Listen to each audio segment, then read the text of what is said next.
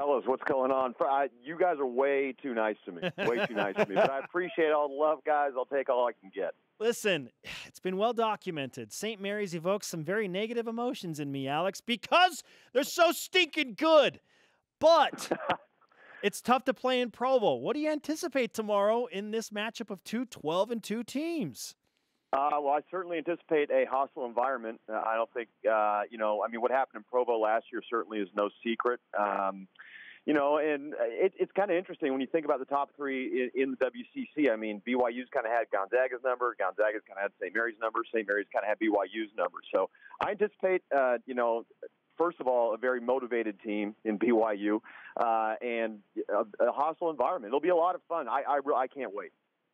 As we mentioned, both teams 12-2. No surprise, St. Mary's took care of business at home, beating LMU last night. How confident is this Gales team coming into Provo right now? Well, I think it's a team that's playing their best basketball of the year. They've won 7 straight. Certainly it was a bit of a letdown at the Wooden Legacy, losing to Washington State and Georgia. But since then, they've turned around. I mean, right off of that trip, they win at Cal, and we know the struggles that Cal has had, but still a Pac-12 team on a Pac-12 floor. But especially recently, in this last run of 3 games, Dayton, UNC, Asheville, and LMU, and really coming off their most complete game against LMU, they held the Lions to 23% in the first half, and the defense for St. Mary's is really what has been lagging behind. Offensively, they've putting up great numbers. I mean, they're third in the country in Ken Pom in offensive efficiency rating behind just Duke and Villanova. So their offense has been, humming along at that efficient rate. But defensively is where they stumbled early in the year, and they've really been picking that part of their game up. I mean, LMU last night 37%. They held Dayton to 35%. If you guys remember back to last year's team, I mean, that was kind of the identity of that team with Joe Rahan and Dane Pinot kind of leading the charge there. So. Yeah. As that defensive identity begins to creep back in for St. Mary's, and they continue to develop that, that's when they've started to turn the corner, especially over these last 3 games. How have the Gales handled the target on their back, being the preseason favorite in the West Coast Conference, a year removed from Gonzaga playing in the national title game? Well, that's a good question. I think it's kind of yet to be determined once we see how the conference approaches St. Mary's. Certainly, again, going back to Wooden Legacy, certainly didn't handle being I would say they were probably the favorite on paper going into that tournament. Didn't go so well for him there. I think the feeling in the locker room, I'll go back to the WCC media day when Calvin Hermanson said that the title still runs through Spokane. And the run that Gonzaga has been on the last 20 years, I don't think you can argue that. I mean, I honestly felt, I think that St. Mary's was the logical choice to come in first in the preseason when you look at what they had coming back on paper. Just losing 2 guys, and with Gonzaga losing so much of their rotation. Eric Mika gone from BYU. I think that was the logical choice. But as we know, I mean, things don't always necessarily play out the way that we think they will. Now there's a long way to go, and again, I think St. Mary's has finally adjusted. And one thing that I think people don't think about is the fact that Kyle Clark has only played 1 game for the Gales. So if you take that into consideration, and we talked about the defensive identity that this team had a year ago, you lose your 3 best defenders from last year. Now, Joe Rahan and Dane Pinot, you can plan for. But when Kyle Clark gets hurt, 2 practices before opening day, plays in 1 game. Brutal. That's a little bit tougher. And they're, they went through their growing pains with that. Tanner Krebs is still growing into his role at the 4. He's more of an off guard or a 3-man. So he's been kind of learning on the job at the 4. They've made some adjustments there.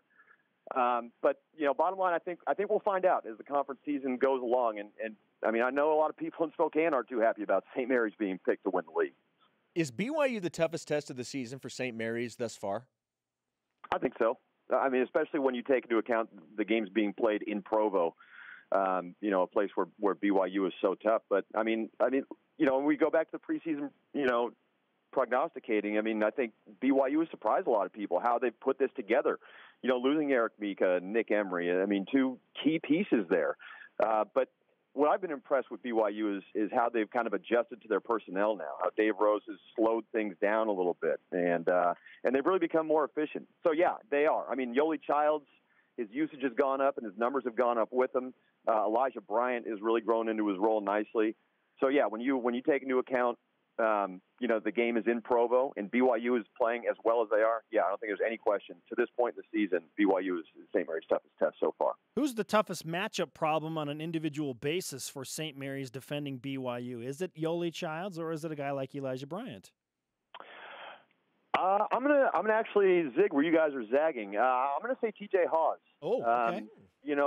St. Mary's, with their personnel, they can match up to a 6'5" kind of wingish guard-like player with their defensive versatility. I think you'll see Tanner Krebs and Calvin Hermanson both match up with Elijah Bryant.